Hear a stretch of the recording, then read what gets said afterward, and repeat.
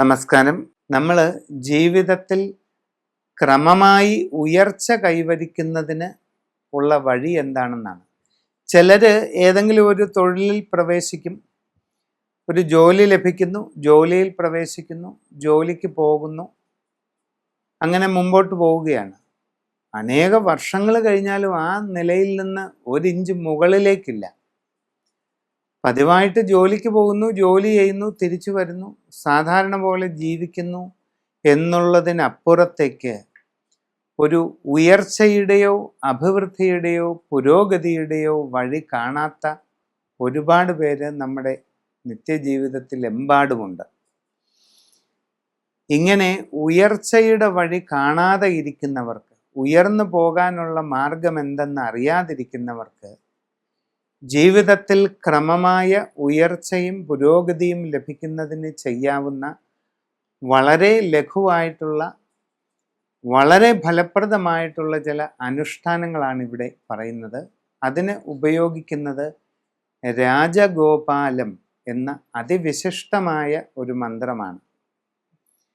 ശ്രീകൃഷ്ണ ഭഗവാന്റെ അത്യന്ത വിശിഷ്ടമായ ഒരു മന്ത്രമാണ് രാജഗോപാല മന്ത്രം.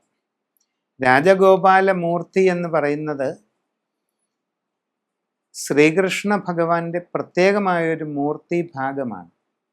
താപിഞ്ചശ്യാമളാംഗ സ്മിതമധുരമുഖ പിഞ്ചഭാരാവതംസ പ്രോന്മീലദ്യൗവനശ്രീരരുണവസനഭൃദ് കർണികാ കർണികാര വേണുക്വാണൈരുദാരൈർ വ്രജയുവതി മനക്ഷോഭം ആപാദയന്മേ വശ്യം നിശേഷ വിശ്വം കലയതു യമുനാതീരവാസി മുകുന്ദ എന്നാണ്.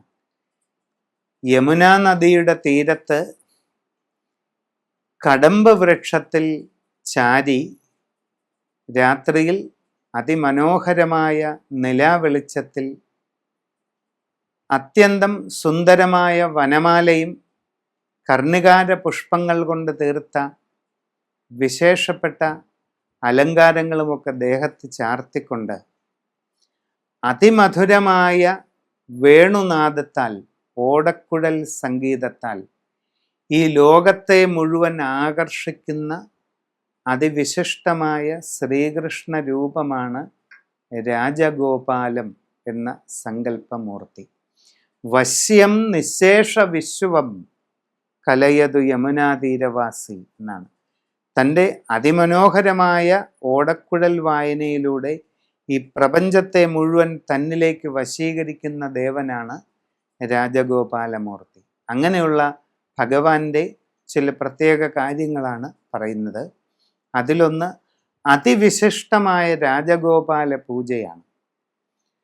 അത്യന്ത മനോഹരമായിരിക്കുന്നതായ ഈ രാജഗോപാലമൂർത്തിയെ ധ്യാനിച്ച് നാം ഗൃഹത്തിൽ ശുദ്ധമായ തറയിൽ